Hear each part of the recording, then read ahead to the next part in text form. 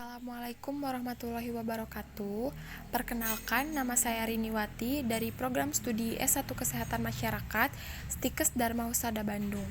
Di sini saya akan memaparkan tentang masalah kesehatan yang sedang disampaikan oleh Gubernur DKI Jakarta. Nah, permasalahan kesehatan apakah yang sedang disampaikan oleh Gubernur DKI Jakarta? Jadi, mengenai perkembangan situasi terkini terkait wabah COVID-19 di DKI Jakarta.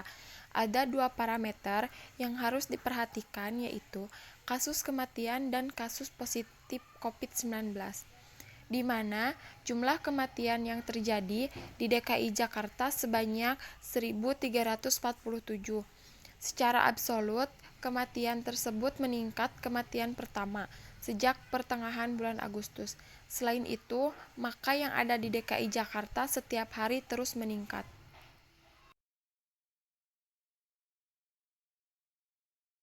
Selanjutnya, apa saja informasi epidemiologi yang disampaikan oleh Gubernur Provinsi DKI Jakarta dari awal timbulnya kasus sampai dengan informasi tersebut disebarluaskan kepada masyarakat? Nah, data pada 9 September yang dari awal timbulnya kasus secara kumulatif di Jakarta telah mencapai 49.837 kasus dan 37.245 dinyatakan sembuh dan 1.347 orang meninggal dunia. Dengan tingkat kematian 2,70% lebih rendah dan tingkat kematian nasional di angka 4,1%, bahkan lebih rendah, dan tingkat kematian global 3,3%.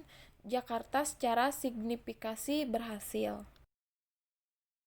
Selanjutnya, apa saja upaya yang telah dilakukan oleh pemerintah Provinsi DKI Jakarta untuk mengendalikan permasalahan kesehatan yang dimaksud?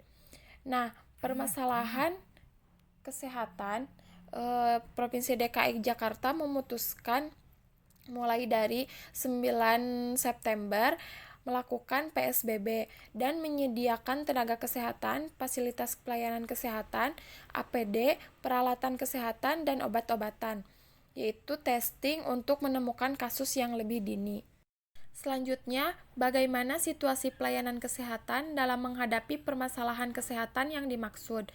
Jadi, tenaga kesehatan yang dimaksud oleh Gubernur Provinsi DKI Jakarta itu mengadakan tenaga kesehatan Jakarta selalu sigap menangani setiap kasus. Di Jakarta terdapat 196 rumah sakit dan 67 rumah sakit rujukan. Jadi, Pemprov DKI Jakarta akan meningkatkan kapasitas tempat tidur, tenaga kesehatan, dan seluruh alat pendukung sebanyak 20%.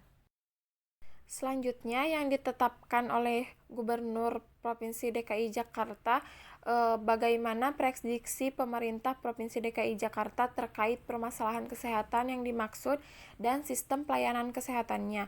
Jadi, dari data di atas bisa dibuat proyeksi tanggal 17 September tempat tidur isolasi yang dimiliki akan penuh dan tidak mampu menampung pasien COVID-19. Pemprov DKI Jakarta terus setiap waktu menambah rumah sakit, suatu yang bisa terlihat untuk menaikkan kapasitas, akan meningkatkan lagi 20% sehingga menjadi 4.807. Kebijakan yang ditetapkan oleh Gubernur DKI Jakarta untuk mengendalikan prediksi yang akan terjadi. Jadi, pemerintah ada tanggung jawab, yaitu melakukan deteksi yang bergejala dengan istilah 3T, testing, tracing, dan treatment dengan isolasi, dan sisi masyarakat melakukan 3M, yaitu memakai masker, menjaga jarak, mencuci tangan. Selama masa PSBB, pemerintah Provinsi Jakarta bekerja sama dengan Kementerian Sosial untuk memberikan bantuan sosial bagi masyarakat yang benar-benar terdampak fasilitas.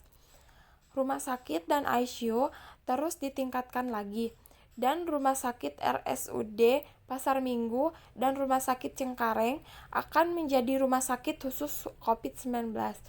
Merekrut tenaga kesehatan sebanyak 1.174 yang dipastikan mendapatkan perlindungan. Gubernur menyampaikan untuk tidak keluar masuk Jakarta jika tidak ada keperluan yang sangat mendesak.